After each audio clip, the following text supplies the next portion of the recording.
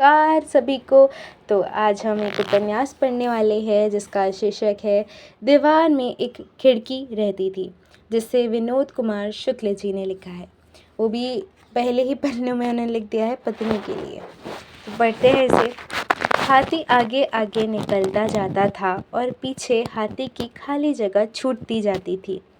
आज की सुबह थी। सूर्योदय पूर्व की दिशा में था। दिशा वही रही आई थी, बदली नहीं थी। ऐसा नहीं था कि सूर्य धोखे से निकलता था। उसे निकलने पर सबको विश्वास था। किसी दिन सूर्य बादलों में छुपा हुआ निकला होता, पर निकला हुआ ज़रूर होता था। उसका उदय और अस्त सत्य था। सूर्य के उदय होने के प्रमाण की तरह दिन था और सूर्यास्त के प्रमाण की तरह रात हो जाती थी। अभी रात काली थी। रात के काले में सब काला दिखता था। दिन ऐसा पारदर्शी गोरा था जिसमें जो जिस रंग का था वह रंग साफ दिखता था। रघुवर प्रसाद का रंग काला था। बचपन से सुबह उठने पर उन्हें लगता था कि रात उनके शरीर में लगी रह गई है और हाथ मुंह धोकर फिर नहाकर वह कुछ साफ और तरोताज़ा हो सकेंगे। बीच बीच में महीनों सुबह उठने पर ऐसा लगना छूट जाता था। ऐसा नहीं था कि उन दिनों चांदनी रात हो रही हो। महीनों चांदनी रात नहीं होती थी।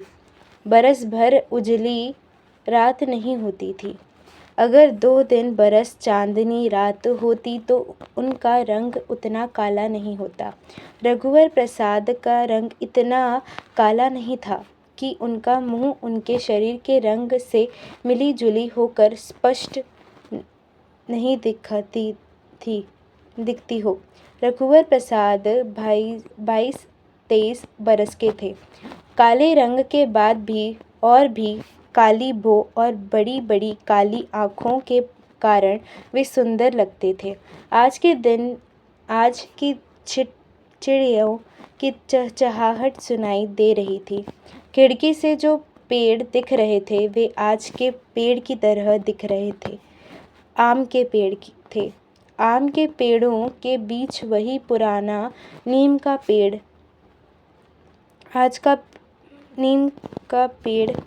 आज का पेड़ था।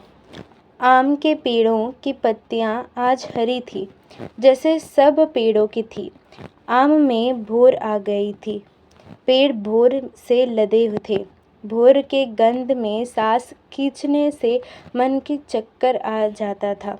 पेड़ों में इतनी भोर लगी थी कि जितनी भोर निकलनी थी सब निकल गई। जिन्हें अगले वर्ष निकलना था धोखे से इसी वर्ष निकल गई थी। खिड़की से पड़ोसी की 6-7 साल की लड़की ने झांक कर कहा, एक आम का भोर तोड़ दो। लड़की खिड़की के नीचे रखी ईंटों पर खड़ी थी। रघुवर प्रसाद के कमरे में झांकने लगी। झांकने के लिए पड़ोस के छोटे छोटे बच्चों ने वहाँ ईंटें जमाई थी। जो बहुत छोटे बच्चे थे तब भी झांक रहे नहीं पाते थे। काहे के लिए? पूजा के लिए भाई, मंगाई है। लड़की अपनी अम्मा को भोई कहती थी। लड़की सोकर अभी उठी होगी। उसके बाल उसी तरह बिखरे थे जैसे रात भर गहरी नींद सोने से होते थे। दोनों चोटियां में काले फीते थे। एक चोटी का फीता खुलकर लटका हुआ था। तुम्हारे पिता सो रहे हैं? बाहर गए हैं। 3 दिन बाद आएंगे। तोड़ दो भाई, नहा ली है। अच्छा रुको। रघुवर प्रसाद उस लड़की के साथ पीछे आम के पेड़ों तक गए। रघुवर प्रसाद को लगा लड़की देर से उनके उठने का रास्ता देख रही होगी। तुम मेरे उठने का रास्ता देख रही थी? हाँ, उठने का रास्ता झाँक कर देख रही थी। तुम पहले से उठ गई हो थी? हाँ। रघुवर प्रसाद का वह एक छोटा कमरा था जिसमें झाँक कर छोटे छोटे बच्चे अंदर अनेक रास्ता देखते थे। जैसे वे बैठे होते तो उनके खड़े होने का रास्ता, वे पढ़ रहे होता तो उनके सीटी बजाने का रास्ता। चहलकदमी करते हुए उनके लेट जाने का रास्ता। खाली कमरे में अचानक उनके दिख जाने का रास्ता। उनके चाय बनाने के रास्ते से लेकर हर क्षण का रास्ता। बच्चों के उस तरह देखने से रघुवर प्रसाद को फ़र्क नहीं पड़ता था। बच्चों के आने से उनके कमरे की चारदीवारी के अकेलेपन में एक खिड़की और खुल जाती थी। खिड़की से आने वही वाली हवा से उनका अच्छा लगता था। रघुवर प्रसाद ऊंचे थे। उनका हाथ आसानी से खड़े खड़े भोर तक पहुंच रहा था। फिर भी वे उस भोर की तरह हाथ बढ़ा रहे थे जहां उनका हाथ नहीं पहुंच सकता था। वे उजले और भोर की डाली टूटकर उनके हाथ में आ गई, पर एक आंख बीच कर वे नीचे बैठ गए। क्या हुआ? लड़की ने पूछा। भोर का फूल झरकर आंख में चला गया। फूंककर मार दूं? रघुवर प्रसाद ने कुछ नहीं कहा। लड़की ने फ्रॉक के छोर को उंगली में घुरमेटकर बांधा और अपनी गर्म सांस से फूंका। फिर रघुवर प्रसाद के बिल्कुल पास जाकर सांस से गर्म फूंक के बांधे जोर को आँख पर रखा। ऐसा 2 बार किया, बस ठीक हो गया, रघुवर प्रसाद ने कहा। उनकी आँखें लाल हो गई थी और आंसू आ गए थे। ठीक हो गया? लड़की ने पूछा। हाँ, उन्होंने कहा। रघुवर के हाथ से भोर की डाली लेकर लड़की भाग गई। लौटते समय रघुवर प्रसाद को एक जगह 2 ईंट दिखाई दी। ईंट मिट्टी से सनी थी। हाथों में एक एक ईंट उठाई रघुवर प्रसाद पीछे की खिड़की की तरफ गए। खिड़की के नीचे बच्चों ने ईंट ठीक से जमाई नहीं थी। आधी ईंट उठाते बनी होगी, इसीलिए आधी ईंट अधिक थी। किनारे की ईंट के छोर पर पैर पड़ता था तो ईंट पलट जाती और बच्चे गिर जाते।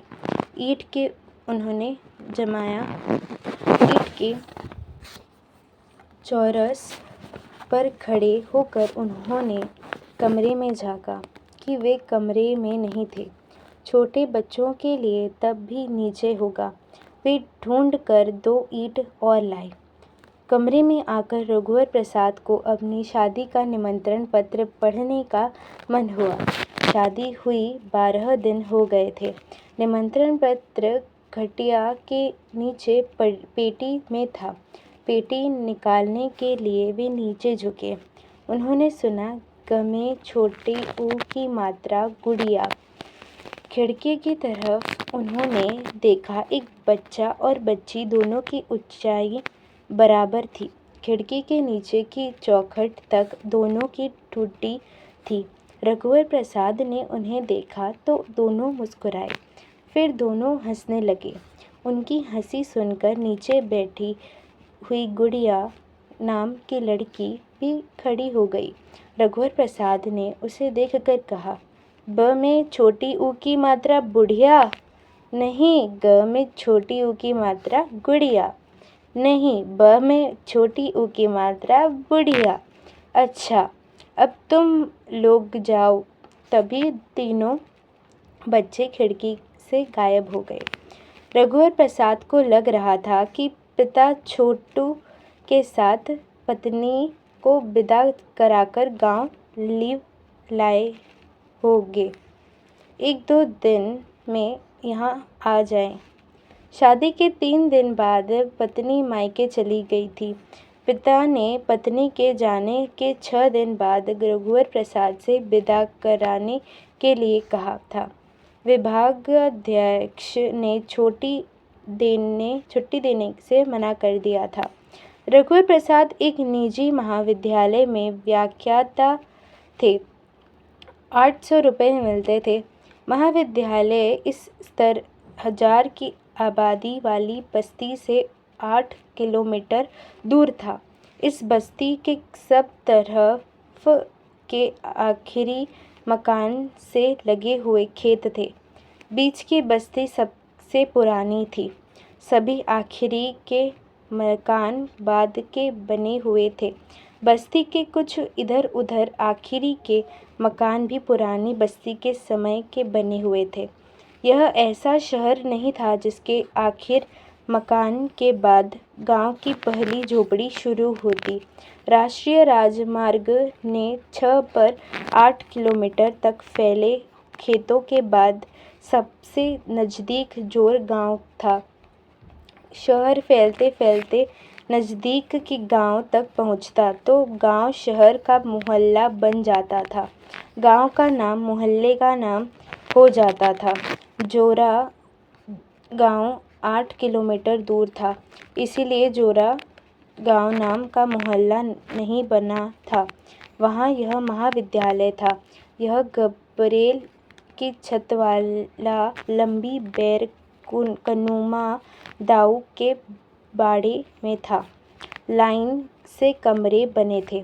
मिट्टी की 2 फुट मोटी दीवार थी।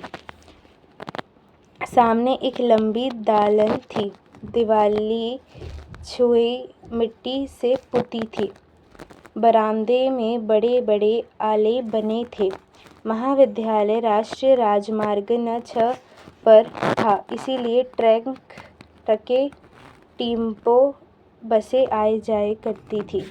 महाविद्यालय के सामने 3-4 बैलगाड़ियां खड़ी रहती थीं। 2-1 बैलगाड़ियों में बैल जोते होते। जमीन से टिकी बैलगाड़ियों के खुले बैल घास चरते हुए इधर उधर घूमते रहते।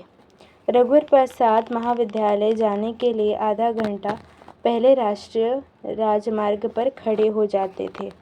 उन्हें आजकल 3-4 दिनों में महाविद्यालय की ओर जाता हुआ एक हाथी दिखाई दे जाता था।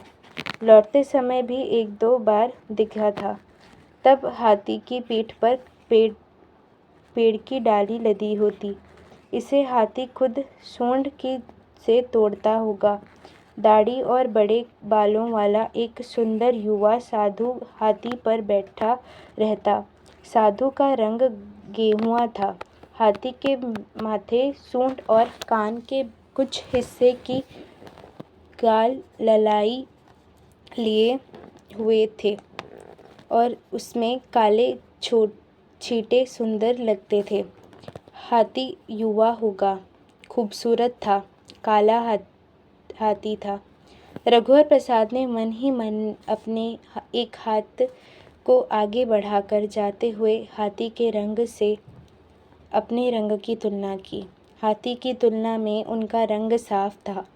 कभी कभी दिख गए काले सांवले मनुष्यों के पश्चात किसी एक दिन पेड़ों से उन्होंने तुलना की होगी कि आम के पेड़ के शरीर का रंग बीही के पेड़ के शरीर के रंग से बहुत काला था।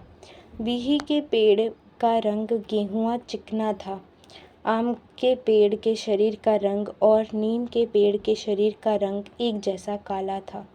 इसी तरह पेड़ पर बैठने वाले पक्षियों से और उड़ते हुए पक्षियों से। यह सच था कि धरती में पेड़ों की पत्तियों घास के कारण हरा रंग सबसे अधिक था। आकाश में नीला रंग अधिक था। खुली धरती पर होने के कारण यह सुविधा थी कि एक मुश्त बहुत सा आकाश दिख जाता था। सुबह शाम आकाश के स्तर रंगीन होने के बाद भी हरा उड़ता रंग उड़ते हुए तोतों के झुंड के कारण दिखाई देता था।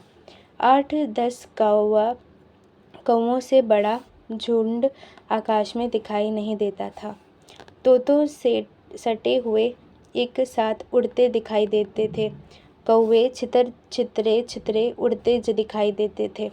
सफ़ेद बगुले भी छितरे उड़ते थे। कोयल पेड़ की डाली में छुपी छुपी दिखती थी।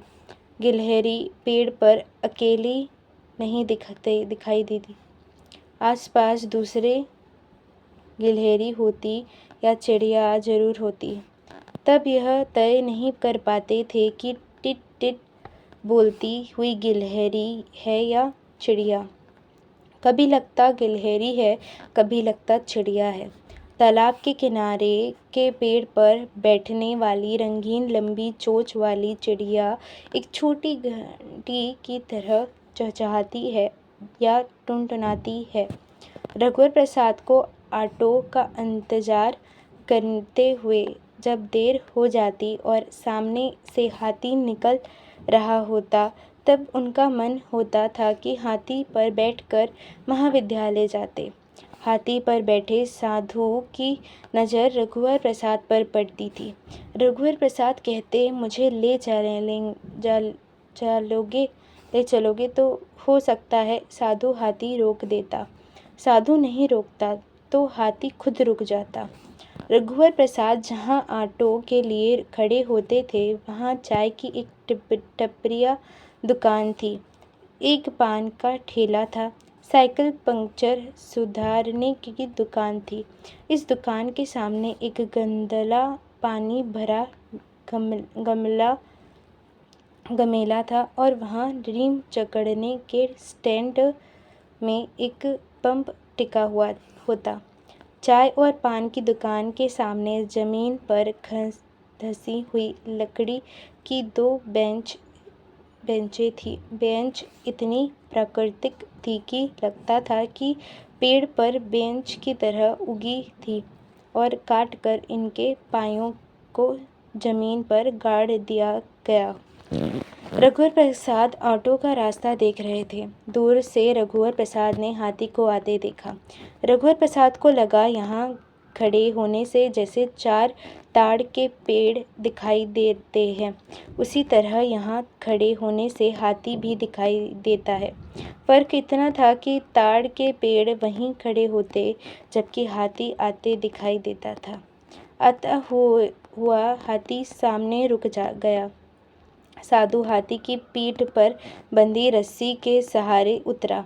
रघुवर प्रसाद को लगा कि साधु पानी की दुकान से तंबाकू चूना लेने आया हो या चाय की दुकान पर चाय पीने। वह साइकिल की दुकान नहीं जाएगा। ऐसा नहीं था कि हाथी के पैर की हवा निकल गई हो। हवा भरवाने की उसकी मंशा नहीं होगी।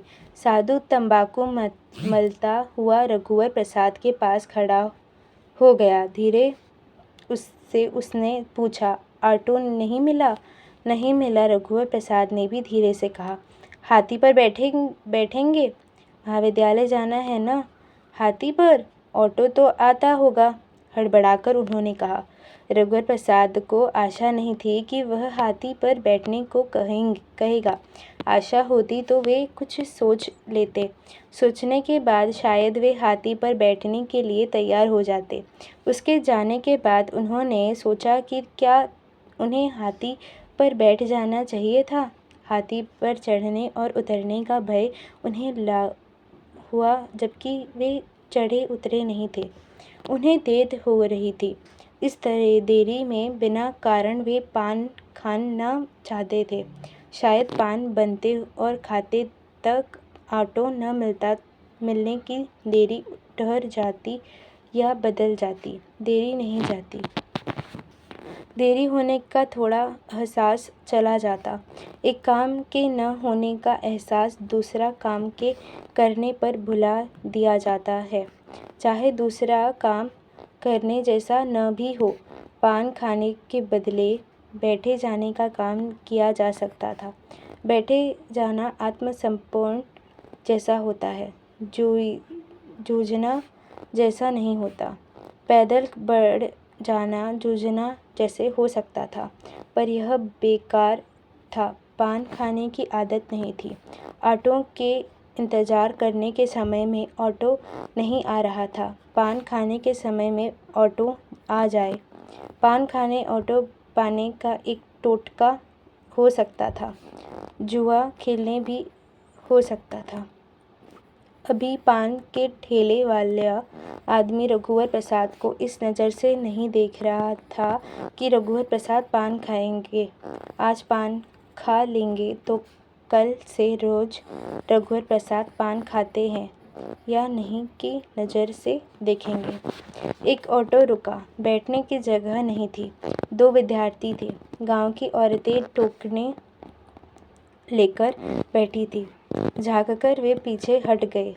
नहीं बैठे। एक विद्यार्थी उनको देखकर उतरने को हुआ पर नहीं उतरा।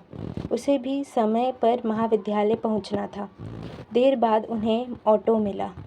महाविद्यालय पहुंचते उन्हें देर हो गई। आधे दिन की छुट्टी लेनी पड़ी। रघुवर प्रसाद अच्छा पढ़ाते थे। गणित पढ़ाते थे। कक्षा में पढ़ाते समय अधिकांश समय उनकी पीठ विद्यार्थियों की तरफ रहती। पीठ घुमाए बोलते हुए तख्ते पर लिखते जाते। गणित होने के कारण विद्यार्थी स्तर खाए से शांत रहते। रघुवर प्रसाद दोनों हाथों से लिखते थे। तख्ते पर बाएं हाथ से लिखना शुरू करते और मध्य तक पहुँचते दाहिने हाथ से लिखना शुरू कर देते। वे दोनों हाथों से एक जैसा साफ लिखते थे। तख्ते के भर जाने के बाद वे किनारे हट जाते थे ताकि विद्यार्थी सवाल कापी पर उतार ले। बाएं हाथ की चाक लिखते लिखते घिस जाती या टूट जाती तो दाहिने हाथ से हाथ में रखी सगो चौक से लिखना शुरू कर देते थे। यह तत्काल होता था। बाएं हाथ के बाद दाहिने हाथ से उनका लिखना इस तरह होता कि हाथ का बदलना पता नहीं चलता था। नए विद्यार्थियों को तब पता चलता था जब वे पुराने हो जाते थे। पुराने विद्यार्थी इतने आदी हो जाते थे कि नए को बदलता भूल जाते थे। विभागीय अध्यक्ष को भी बहुत बाद में पता चला था कि रघुवर प्रसाद दोनों हाथ से लिखते हैं, जबकि वे उनको बाएं और दाहिने हाथ से लिखता हुआ कई बार देख चुके थे। जब वे रघुवर प्रसाद को बाएं हाथ से लिखता हुआ देखते तो उसे ही सत्य समझते कि रघुवर प्रसाद डेरी हाथ है। जब दाहिने हाथ से लिखना देखते तो उनको यही हमेशा का सत्य लगता। पहले का सत्य वे भूल जाते थे। दरअसल रघुवर प्रसाद के दोनों दाहिने हाथ थे। दूसरे दिन ऑटो के इंतजार में पिछले दिनों की तरह हाथी आते हुए दिखा। हाथी देखने के बाद रघुवर प्रसाद ने ताड़ के पेड़ों को देखा कि वही है। हाथी पर बैठे हुआ साधु ने रघुवर प्रसाद की कल उनसे बातचीत हो चुकी थी के परिचय की दृष्टि से देखा। साधु को रघुवर प्रसाद का नाम नहीं मालूम था। अगर मालूम होता तो देखने के परिचय में नाम मालूम है कि भी दृष्टि होती। रघुवर प्रसाद को लगा कि आज वह उनसे नहीं पूछेगा। हाथी पर बैठकर महाविद्यालय जाना ठीक नहीं था। हाथी एक सवारी थी जिसका चलना बंद हो गया। इसी तरह चल रही थी एक सिक्का जिसका चलन बंद था पर है। वह चाहते तो कल हाथी पर बैठ सकते थे। ऑटो के 1 रुपये देने से पड़ते हैं, हाथी के अधिक देने पड़े। 8 किलोमीटर हाथी पर बैठकर जाना होगा। पहले राजे महाराजे बैठते थे। इस समय बैठे तो हास्यास्पद होगा। जैसे हाथी पर बैठा हुआ भूतपूर्व राज सब्जी खरीदने बाजार आया। सबने अपनी सब्जी की टोकनी पीछे खींचकर हाथी के आने का रास्ता चौड़ा किया। तब भी हाथी के लिए घूमकर पलटने की जगह नहीं थी।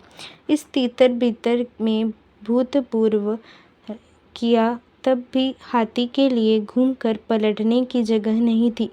इस तितर-बितर में भूतपूर्व राजे ने एक सब्जी वाली के पास झोला फेंका कि आधा किलो आलू, 1 रुपये की पालक, 1 पाव लहसुन और 50 पैसे की अदरक देना। झोले में सब्जी भरकर सब्जी वाली झोले को हाथी के सूंड को पकड़ा देगी। हाथी सूंड पलटाकर छोला महावत को दे देगा। भूतपूर्व राजा सब्जी के पैसे पूछेगा, फिर एक पोटली में पैसे लपेट कर महावत को देगा। महावत हाथी को देगा, हाथी सब्जी वाली को देगा। इससे लेने देन के बीच में बहुत बड़ा हाथी होगा और उसकी भूमिका होगी। घूमने फिरने के लिए हाथी पर बैठना ठीक है, काम पर जाने के लिए नहीं। घोड़ा तो भी ठीक होगा। टेम्पो में हमेशा की तरह गांव की औरतों और बूढ़ों की भीड़ थी। एक बूढ़ा डंडा लिए हुए बैठा था। विद्यार्थी नहीं थे, इसीलिए रघुवर प्रसाद ने अंदर घुसने की कोशिश की। टेम्पो वाले ने जगह बनाने के लिए कहा। टेम्पो में जगह होती तो मिलती। ऐसा नहीं था कि बाहर मैदान से थोड़ी जगह लेते और टेम्पो में रख देते तो जगह बन जाती। बिना जगह के वे टेम्पो में घुस गए। जब टेम्पो चली तो उनको लगा कि दम नहीं घुटेगा। लड़कियों औरतों के बीच बैठे हुए आगे उनको कोई विद्यार्थी देखेगा तो अटपटा नहीं लगेगा, क्योंकि विद्यार्थी सोचेगा कि रघुवर प्रसाद के बैठने के बाद औरतें बैठी होंगी। औरतों के बैठने के बाद रघुवर प्रसाद बैठे होंगे, ऐसा विद्यार्थी क्यों सोचेगा। हाथी को निकले हुए समय हो चुका था। तब भी हाथी इतने धीरे चल रहा था कि उनका टेम्पो हाथी से आगे निकल गया। डंडे वाले बूढ़े के कंधे पर कंबल रखा था, जो रघुवर प्रसाद को गड़ रहा था। ठंड को गए हुए कुछ दिन बीत गए थे, पर बीते दिनों की आदत की तरह कंबल कंधे पर रखा हुआ था।